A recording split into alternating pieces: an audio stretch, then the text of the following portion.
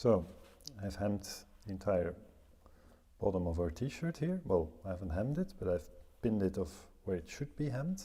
And I'm going to do the exact same thing with the sleeves, which should be done quickly because it's quite a small opening.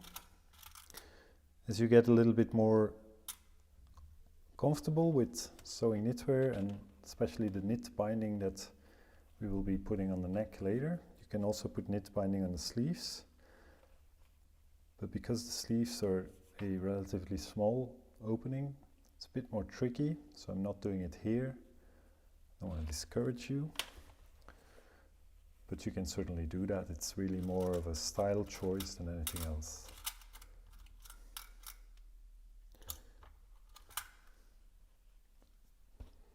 If you use knit binding that is the same color as the t-shirt, in other words, knit binding made from the same fabric, and the difference really is trivial. Of course, if you want to use contrasting knit binding and something else than the main t-shirt fabric, as I will be doing in the neck, then if you want that same design effect on the sleeves, you're going to have to put in knit binding in the sleeves too.